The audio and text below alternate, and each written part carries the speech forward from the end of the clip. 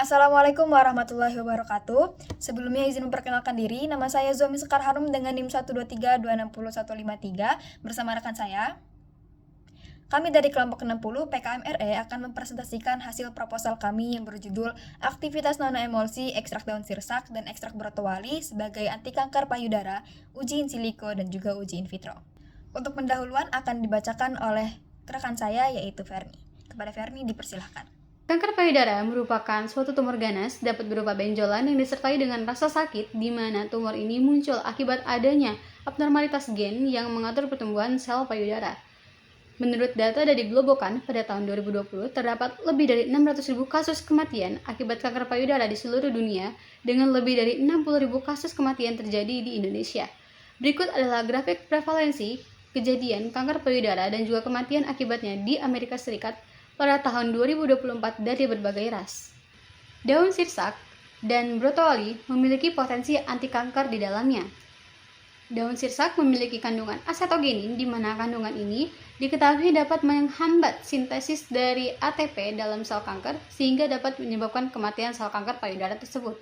Adapun kandungan dari brotowali yaitu berberin ini dapat menghambat pertumbuhan sel kanker payudara MCF7 sehingga ekstraksi dari kombinasi keduanya dapat dioptimalkan dalam bentuk nanoemulsi, di mana nanoemulsi memiliki ukuran partikel yang sangat kecil, yaitu 20-200 nanometer, sehingga dapat meningkatkan bioavailabilitasnya dan lebih mudah diserap oleh tubuh.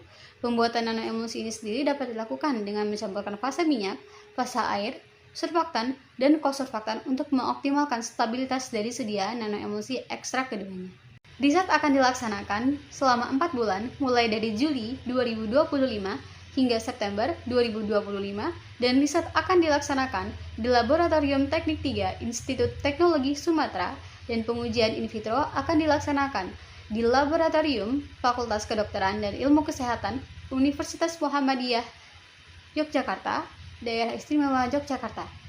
Dalam melakukan riset ini, kami memerlukan bahan seperti ekstrak etanol dari daun sirsak, ekstrak metanol dari brotowali, dan juga kultur sel kanker payudara MCF7. Berikut adalah tabel formulasi kami, di mana kami membuat 4 formula. Dengan formula pertama tidak menggunakan zat aktif, formula kedua menggunakan ekstrak metanol brotowali sebesar 3%, formula ketiga menggunakan ekstrak etanol 96% dari daun sirsak sebanyak 3%, dengan formula keempat menggunakan kombinasi dari kedua ekstrak dengan konsentrasi yang sama. Adapun pertimbangan kami saat membuat formulasi ini adalah kami ingin menunjukkan dari efektivitas kombinasi keduanya dibandingkan efektivitas dari salah satu ekstrak saja saat digunakan untuk pengobatan kanker payudara. Selanjutnya prosedur. Pada penelitian ini, kami melakukan beberapa tahapan prosedur sebagai berikut. Yang pertama yaitu pembuatan simplisia bahan, menggunakan batang brotowali dan juga daun sirsak yang kemudian dicuci bersih menggunakan air bersih. Setelah itu dikeringkan menggunakan oven dengan suhu 40-50 derajat Celcius dan dihaluskan dengan blender sehingga didapatkan simplisia bahan yang nantinya akan diekstraksi. Tahapan selanjutnya yaitu pembuatan ekstrak daun sirsak dan juga ekstrak brotowali. Dengan cara diambil masing-masing bahan 500 mg yang nantinya akan diekstrak selama 24 jam dikali 3 dengan pelarut. Pelarut untuk ekstrak daun sirsak sendiri adalah etanol 96% dengan cara meserasi, dan untuk ekstrak brotowali menggunakan pelarut metanol dengan cara yang sama yaitu secara meserasi. Yang kemudian nanti ekstrak disaring dan juga diuapkan menggunakan evaporator sehingga dihasilkan ekstrak yang bebas pelarut. Tahapan selanjutnya yaitu pembuatan nanoemulsi dilakukan dengan perubahan konsentrasi masing-masing ekstrak menjadi 30%. Kemudian dibuat larutan buffer fosfat dengan NaOH sebagai fase cair sampai pH-nya menjadi 7. Kemudian ekstrak akan dicampurkan dengan Twin 80 dan nantinya akan dilarutkan dengan pelarut buffer yang sudah dibuat, sehingga didapatkan hasil 100 ml sampel nanoemulsi.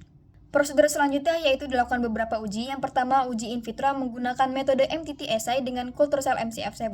Dalam prosedur nanti akan melibatkan cara inkubasi dan juga desentrifugasi. Berikut adalah cara-cara atau step-step dari uji in vitro.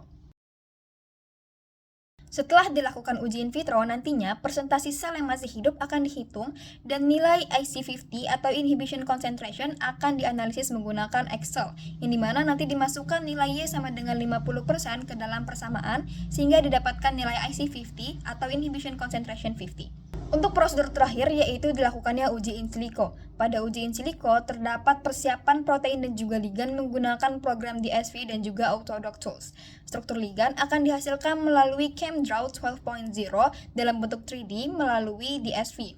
Dan nantinya juga persiapan ligan akan dilakukan dengan Autodoc Tools. Nantinya hasil docking dapat divisualisasikan melalui PYMOL dan juga DSV. Interaksi antara enzim dan juga ligan dapat diamati melalui DSV secara 2D maupun 3D. Source by Donna et al. 2019. Dari prosedur yang sudah dilakukan, kita dapat menganalisis dan juga menafsirkan data untuk mencari hasil persentase viabilitas MCF7. Dengan rumus berikut, viabilitas sel satuan persen sama dengan treated ABS dikurangi negatif kontrol ABS dibagi non-treated ABS dikurangi negatif kontrol ABS dikali 100%. Berikut adalah luaran dan indikator capaian dari kami jika sudah melaksanakan prosedur dan juga analisa data, yaitu pembuatan simplisia. Dari pembuatan simplisia nantinya kami akan mendapatkan bahan simplisia yang nantinya bisa diekstraksi. Kemudian pada tahapan ekstraksi nantinya kami akan mendapatkan sampel sebanyak 100 ml dan pada tahapan uji in vitro kami akan mendapatkan penurunan viabilitas MCF7 dan pada tahapan uji in silico kami akan mendapatkan ketetapan ataupun kesesuaian dari antiproliferatif dari sel MCF7. Selanjutnya akan kami paparkan jadwal kegiatan, di mana sebelumnya sudah dijelaskan bahwa penelitian ini akan dilaksanakan selama 4 bulan, di mana dalam 4 bulan tersebut terdapat 1 bulan 1 minggu pertama persiapan alat dan bahan. Kemudian proses pengujian dan juga percobaan akan dilakukan selama 1 bulan 2 minggu. Dan kemudian untuk evaluasi akan dilakukan selama 1 bulan di bulan ketiga, dan penyusunan laporan akhir akan dilakukan selama 1 bulan di bulan keempat. Selanjutnya yaitu uraian tugas, kami membagi menjadi 4 bagian, yaitu ada 1 orang yang memanajemen keuangan, ada 1 orang yang memanajemen alat dan juga transportasi, ada 1 orang yang mengkoordinasi riset, dan ada 1 orang yang mencatat hasil dan juga mencari jurnal yang nantinya akan menjadi penunjang. Memasuki slide terakhir, sebagai penutup, kami ingin menegaskan kembali bahwasannya riset ini bermanfaat untuk inovasi pemanfaatan ekstrak brotowali dan daun sirsak dalam bentuk nanoemulsi untuk penyakit kanker payudara, dan juga menawarkan alternatif pengobatan yang lebih efektif dan juga terjangkau. Sehingga nantinya diharapkan penelitian ini dapat berkontribusi dalam pengembangan obat herbal serta membuka peluang riset lebih luas lagi di bidang kesehatan. Sekian dari kami. Wassalamualaikum warahmatullahi wabarakatuh.